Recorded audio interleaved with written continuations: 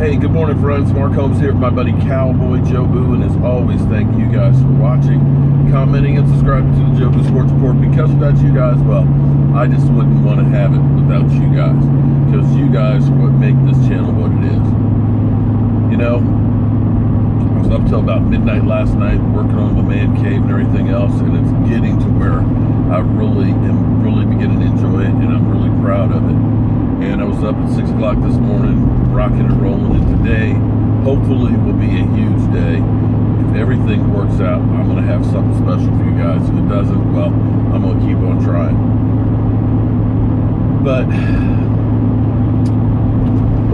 sitting here thinking about this past season, you know, and Lord knows it's hard not to forget this past season with the way some of you Eagle trolls out there are just blasting.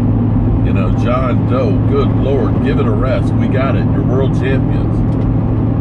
But then again, I guess since there's been 52 Super Bowls and you finally got one, I guess all of that pent-up frustration is finally being released. So go ahead and have at it. For my Cowboys, yeah, my Cowboys. Trying to get into Jerry Jones's head and understand where they are. You know, I was talking to Wade last night and things, and after Charles Haley going through and talking about Jerry Jones has built a place for losers. Well, considering that we're only one of 4 teams that haven't made it from the NFC to the Super Bowl, you could kind of say that maybe that's right. And you could look and say, why didn't we blow it all up and start over? Fire Jason here. And I'm of the camp that if you don't win within 5 years, then it's time to make a change. But I can understand what Jerry's thinking is. We have mistakes in coaching. You know, we left too much time on the clock against Green Bay. We had mistakes that happened in, say, not protecting Dak Prescott better in Atlanta, maybe keeping a tight end to help block, or a running back, or, you know, doing some quick passing so we didn't get our quarterback sacked 9 times in the game. You know, we had games where maybe had we not had a turnover, you know, Ryan Switzer's punt return, that things would look different. We had injuries to guys like Tyron Smith and Sean Lee that truly made the difference. When you have your quarterback who's got a 95 rating roughly with Tyron Smith in and about a 60-something when he's out, there's a direct correlation there. Or when your defense basically gives up another 100 yards in rushing when Sean Lee's gone. You look at these things and say, you know, if Sean Lee didn't get hurt, our defense might have gotten us a game or 2 more. You know, if Tyron Smith hadn't been out, maybe we got that win in Atlanta, you know? Or if Zeke Elliott hadn't been suspended for 6 games, maybe we won, you know, a couple of those games that we lost. So in his mind, he's thinking with all of these bad things that happened, because it seemed like what can go wrong went wrong in 2017. The team was still 9-7. If we'd won one or more of those games, been a playoff team. And we'd be looking at the season a lot differently than we did not making the playoffs. Because the reality is, most years 9-7 gets you in the playoffs. Hell, one of the Giants' recent Super Bowl wins, they were 9-17. So in Jerry's mind, I think he's thinking, if we tweak a little bit,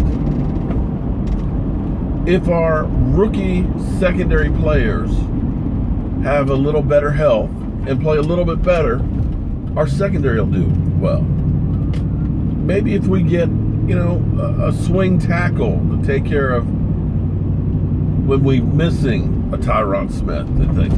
We get a couple of players here and there. We're not that far away. And I know everybody's looking at the Eagles saying, oh my God, the Eagles, they're built to be a dynasty. But here's what's funny is people seem to have a short memory. We hear this all the time. Oh my God, this team is ready to be a dynasty. But take a look around at the NFL. Look at your playoff teams from this year. Minnesota, they weren't in the playoffs last year. The Rams, they were 4-12 last year. The Eagles, they were in the basement of the NFC. So when you start looking at the natural progression and the turnover, what happens with teams is they go up, they get good, they make the playoffs, they play a few more weeks than everybody else, so they have a shorter off season. They start to get picked apart because people want what you have, and you lose some key players, you lose some coaching, and things change. Take a look at, say, Atlanta. That was in the Super Bowl the year before. They still made the playoffs. But that offense, losing Shanahan, dropped. They took a nosedive. Matt Ryan, believe it or not, had less touchdown passes than Dak Prescott. So these are things that evolve.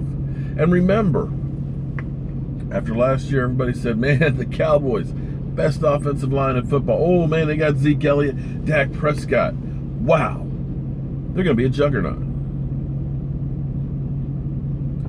But nobody has repeated in the NFC East since the 2003 and 2004 season.